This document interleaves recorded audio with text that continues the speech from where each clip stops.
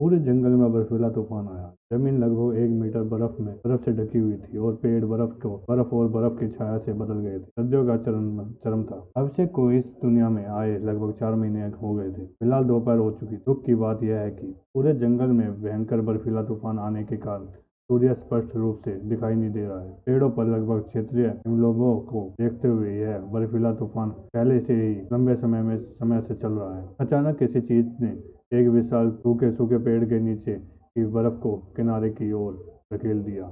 एक खुला दरवाजा खुला जो पेड़ के नीचे बिना बर्फ के छोटे गर्म क्षेत्र की ओर ले गया। काले कपड़े पहने एक आकृति उस क्षेत्र से बाहर निकली। आकृति के बारे में सब कुछ काले फर से छिपा हुआ था, जिसमें आकृति का सिर भी शामिल था। यह आकृति फर के बिना चेहरे वाला छाया की तरह लग रही थी। यह अभिषेक था। अभिषेक ने अपनी झोपड़ी समय पर पूरी कर ली थी, लेकिन झोपड़ी सर्दियों में तूफानों का विरोध करने में सक्षम नहीं थी, जिसके कारण वह गिर गई थी। अब अभिषेक केवल मृत पेड़ के नीचे एक छोटे से कमरे में रहता था। केवल लकड़ी का एक विकर्ण अवरोध उसे ठंडी बर्फ से बचाता था। इस स्थिति में अभिषेक जो सबसे अच्छा कर सकता था वह था सौभाग्य से यह काफी प्रभावी था। अभी भी तापमान -40 डिग्री सेल्सियस तक भी पहुंच गया था, जो बाहर रहने वाले किसी भी व्यक्ति के लिए भयानक था। हालांकि अभिषेक को बिल्कुल भी ठंड नहीं लग रही। जंगल में यात्रा करते समय कोई चीज उसे गर्म रखते हुए थी। अभिषेक धीरे धीरे जंगल से गुजरा।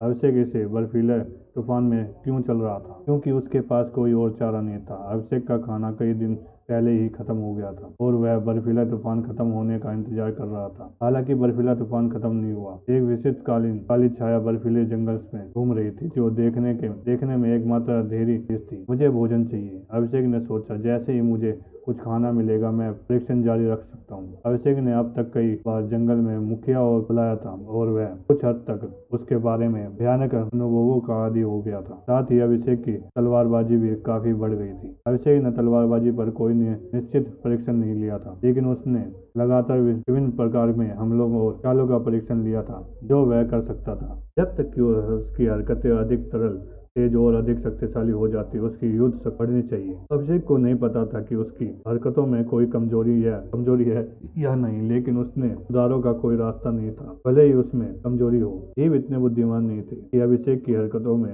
खुलेपन को नोटिस कर सके। अभिषेक ने खुद को बर्फ में धकेल दिया।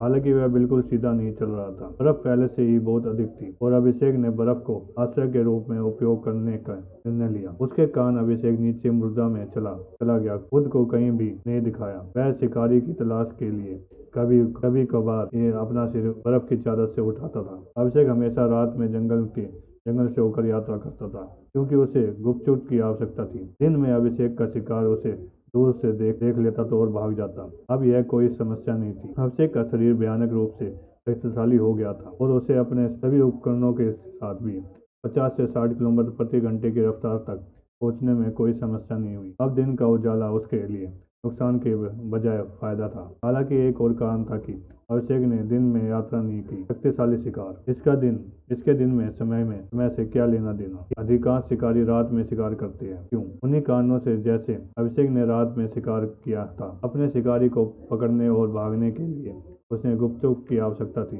फिर भी वह उन शिकारियों के बारे में क्या जो दिन के दौरान शिकार करते थे। किसी को केवल पृथ्वी पर जाकर यह सोचना होगा कि यह रात के दौरान कौन से शिकारी सक्रिय थे और दिन के दौरान कौन से शिकारी शक्तिशाली थे। उदाहरण के लिए, उत्तरी अमेरिका में रात के दौरान शक्तिशाली रहने वाले शिकारी ज्यादातर नेवले जैसे छोटे जानवर थे। फिर भी वह भालू दिन के दौरान शक्तिशाली थे। दिन के दौरान कम शिकारी शक्तिशाली थे, लेकिन जो शक्तिशाली थे उनके कहीं अधिक शक्तिशाली होने की संभावना अधिक थी। इससे अतिरिक्त, यदि कोई कमजोर शिकारी दिन के दौरान शक्तिशाली था, तो इस बात की बहुत अधिक संभावना होगी कि दिन के उजाले के कारण उसे कोई बड़ा शिकारी पकड़ लेगा। जिन्हें छिपने की जरूरत थी वो रात के दौरान शक्तिशाली थे, जिन्हें छिपने की जरूरत नहीं थी वो दिन के दौरान शक्तिशाली थे। अभिषेक ने पिछले कुछ महीने में 2 तेंदुओं को मार डाला था और उन्हें एक विशाल एनाकोंडा को भी मार डाला था, जो एक सामान्य तेंदुए से थोड़ा अधिक शक्तिशाली था। एनाकोंडा ने अभिषेक पर बर्फ के गोले दागे थे, जिससे वह अपने नए लबादे के साथ कम से कम कुछ हद तक बचाव करने में सक्षम था। प्रोजेक्टाइल ने अभी भी अभिषेक के लबादे को भेद दिया था, लेकिन वह उतना गंभीर रूप से घायल नहीं हुआ था। बर्फ के गोल ने यह सभी बात की बताया कि एनाकोंडा जैसा उष्णकटिबंधीय जानवर ठंडी जलवायु में क्यों रहता है। तब ये अभिषेक को फिर कभी चुनौती महसूस नहीं हुई। ये भी एक वजह थी कि अभिषेक रात की बजाय दिन में बाहर निकलता था। भगवान ने अभिषेक से कहा था कि उसे खुद को खतरे में डालकर और अधिक शक्तिशाली बनना चाहिए। अभी जब अभिषेक दिन के दौरान खुद को छिपाकर रखता है, उसे अब कोई खतरा नहीं होगा। यह जीवित रहने के लिए पर्याप्त था, लेकिन सच्ची शक्ति तक पहुंचने के लिए पर्याप्त नहीं था। अभिषेक जानता था कि उसे खुद को आगे बढ़ाना होगा, और क्या यह उसके लिए एक प्रमुख अवसर नहीं था। अभिषेक इतना शक्तिशाली बर्फीला तूफान किसी बड़े जीव के लिए इधर उधर घूमना कठिन बना देगा, और इसके अतिरिक्त बर्फीला तूफान प्राणी की आंखों, नाक और कानों में परेशानी करेगा। इसकी तुलना में अभिषेक की आंखों के ऊपर त्वचा का एक पतला, लगभग पारदर्शी टुकड़ा था। इससे उसकी आंखें बर्फीले तूफान से सुरक्षित रही। अभिषेक ने लगभग 30 मीटर तक बर्फीले जंगल में यात्रा की और अपने पीछे बर्फ की चादर के एक दरार छोड़ दी। अभिषेक ने अब तक लगभग 2 सफेद खरगोश देखे थे, लेकिन उन्हें कोई लाभ नहीं मिला। वह बड़ा शिकार करना चाहता था। थोड़ी देर बाद अभिषेक एक झील के सामने पहुंचा। यह जंगल के मध्यम से स्थित झील थी। अभिषेक यहाँ आना चाहता था क्योंकि रास्ते में पेड़ कम थे।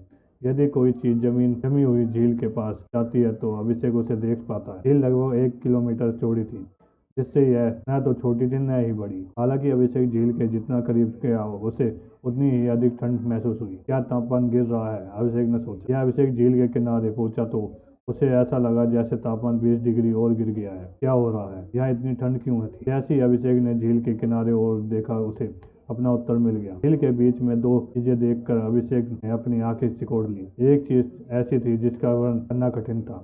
यह किसी प्रकार का बल था। झील से लगभग 2 मीटर ऊंचे शिखर के रूप में कुछ सफेद हवा बाहर निकली। यह लगभग भयानक लग रहा था। सबसे भयानक शिकार के बाद चारों ओर कई बर्फ के टुकड़े और बर्फ के टूटे हुए टुकड़े उड़ रहे थे। अभिषेक ने सोचा, यह वही चीज है जो इस सारी ठंड का कारण बन रही है, और मुझे यकीन है कि यह चीज यहाँ पहले नहीं थी। फिर अभिषेक ने दूसरी चीज की ओर देखा।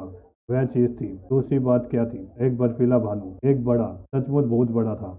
बर्फीला भालू शायद लगभग 30 मीटर लंबा था, जो पागल था।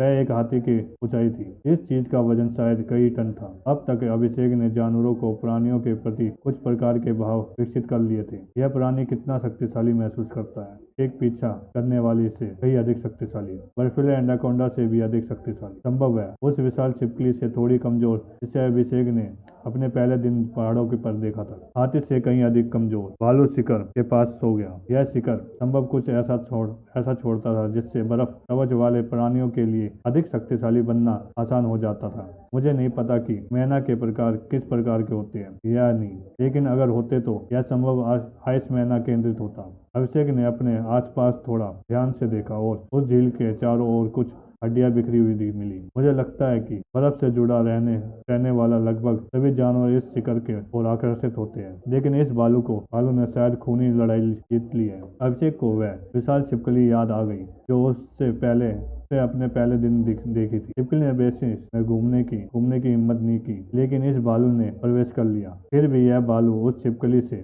थोड़ा कमजोर महसूस करता है। इसका मतलब शायद यह है कि यह भालू हाथी द्वारा अनुमत उत्तम शक्ति का प्रतिनिधित्व करता है। छिपकली ने डर को देखते हुए इस भालू से अधिक शक्तिशाली किसी भी चीज को संभव हाथी द्वारा मार दिया जाएगा। मैं नहीं जानता कि हाथी यह कैसे करता है, लेकिन यही एकमात्र शीतकरण है जिसके बारे में मैं सोच सकता हूँ। अभिषेक ने अपनी आंखें सिकोड़ ली और दांत पीस लिए। यह बहुत बड़ा जोखिम है, लेकिन मुझे अपनी जान जोखिम में डालनी होगी। ऐसा नहीं लगता कि मैं इस भालू के सामने असहाय हो जाऊंगा, लेकिन ऐसा भी नहीं लगता कि मैं जीत सकता हूँ। यह एक झूठ हुआ है। संघर्ष में अभिषेक की मुट्ठी कांप उठी, लेकिन अंत में वह स्थिर हो गया। अगर मैं अभी पीछे मुड़ूंगा तो बाद में फिर लौटूंगा। मैं इसकी इजाजत नहीं दे सकता। अभिषेक ने अपनी तलवार तैयार की और कुछ जांचने के लिए अपने धड़ के किनारे को थोड़ा थपथपाया। फिर वह झील की ओर चल दिया।